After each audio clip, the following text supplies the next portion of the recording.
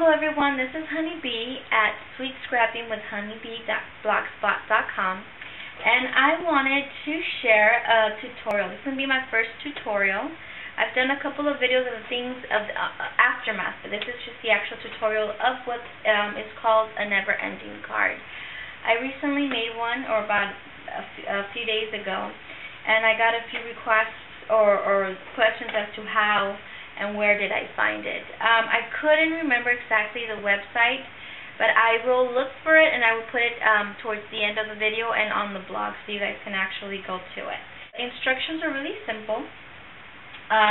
You're going to start off with four 3-inch by 6-inch panels. I like to call them like little panels, so 4 of the same cut. You're going to be scoring each panel at what it is I believe 1.5 by, let's see, yeah, it's 1.5. These are already pre-scored. 1.5, and then you're going to rotate it, and then you're going to score at 1.5 again and 4.5, or you can just go rotate it again and score it again at 1.5. So all the scorings are going to be at 1.5. 1.5 from the end, 1.5 from the front, and 1.5 in the middle. Okay, and what you're going to be doing is you're going to be putting 2 panels going one direction with the scoring, and then the other 2 going up and down. But what I like to do first is kind of pre-fold them and manipulate them already, so when you do get started, they're easier for you to fold and manipulate.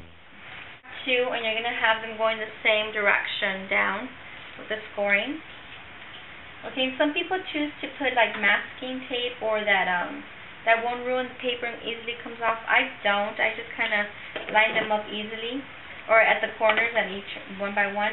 What you're going to do is you're going to want to add on tape or glue. I suggest like either your gun, your ATG gun if you have it. Runner's tape is good, but if not, then do the red tape. That one's the one that holds better because since it is a manipulative, you can manipulate the card.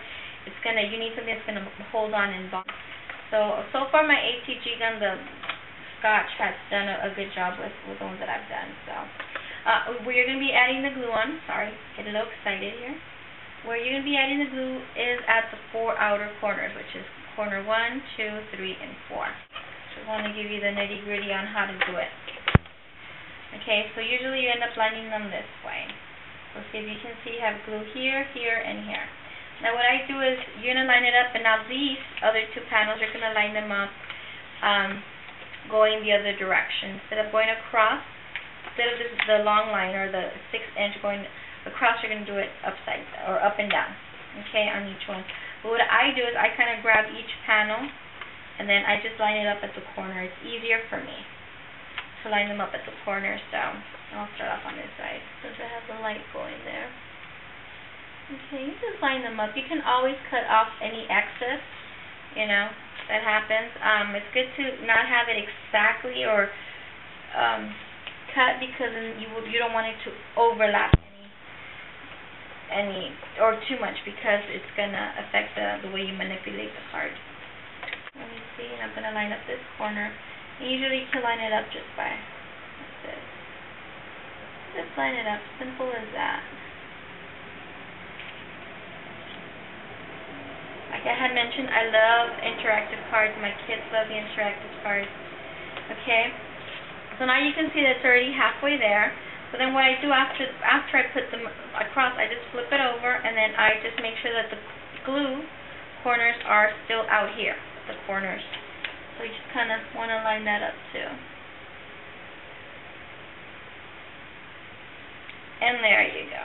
And if you can see here, doesn't close all the way, because like I said, you do want that extra room for it in order to be able to open and close without having to overlap or having it get stuck. So since you have manipulated before, this is what it is here. So you're going to be going like this. Got one right there, but this one you're going to be folding it back. Okay, that's face. Okay, this is face 1, and then you're going to fold this here back, back. This is face 2.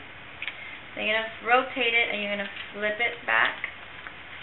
Okay, make sure you can always go back with your bone scorer and then just back, okay? And then you rotate again, and then you flip, and then it becomes easier as you go along, okay? You are going to be needing, and I forgot to mention this at the beginning, let me see, I believe it's either 8 or 10 of these little panels, or this type of measurement for the faces. I chose fall or themed colors because fall is coming also besides Halloween, but I wanted to make a fall color or aside from the Halloween cards that I had already made. And these little panels are 2 3/4 by 1 1/4. And then you're also going to need about 8 little of these squares, and these are 2 3/4. So 2 3/4, 2 3/4. And I just chose 2 different pattern papers from my die cuts with the View fall packet, which I totally think is so cute. And this is part of it too. So this is part of the scraps from the other card that I made. Okay, there we go. So it's like this, like this, like this, like this, this, and like this. See, this one already gets its own paneling because of this. So, in actuality, yeah, you use 8 of the small panels and 8 of the bigger squares. I'm just going to, I had some pre-made things for this one, so I'm just going to add this. I had to, I embossed it with some gold embossing powder and my Versamark watermark. So I just kind of stamped it, embossed it, and just put little pop-up dots. And just put it here in the middle. Something like I said, very simple, very quick. To kind of give you guys show you how to do it. So see, now that just adds on to the card right there. And out here, I don't know what I want to add on. I might have to do a cut, but I might add either just little embellishments or little stickers. These were from last year. These were also from last year. So these are really cute things. Love is our fire that warms the home. Friends, blessed, counting our blessings in our family. And I've got other little embellishments here. I think on this one I was going to be, I don't know if I want this one in the back or in the front. But if I want it in this one.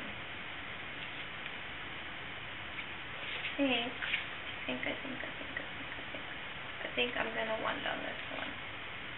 But you know what, like I said, you have to kind of go through, because when you flip it, you don't want to be tossing it everywhere. You want it to open the way it's supposed to, which is this way, and then you rotate it, and then you flip, and then you rotate. So, let's see. For here, I'm going to put some other little things here. I could even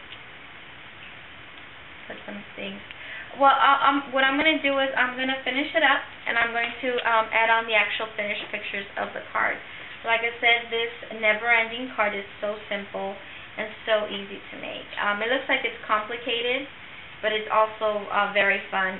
Like I said, my kids love it. Geneva asked me a couple of times already, can I play with that card? And I have to tell her no, because we're sending it out for relatives. But I'm going to make her one for her. So here it is, the never-ending card. Hope it was easy to follow my instructions. If you guys have any questions or anything, feel free to message me and or contact me. I will, like I said, be posting up the blog. It's not a blog, it's an actual a web page of the person when I find it. I didn't save it, but I'm sure I can find it.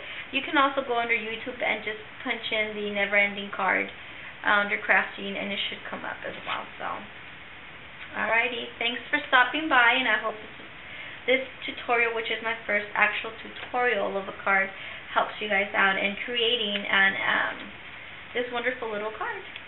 Okay? Thank you. Talk to you all soon. Bye.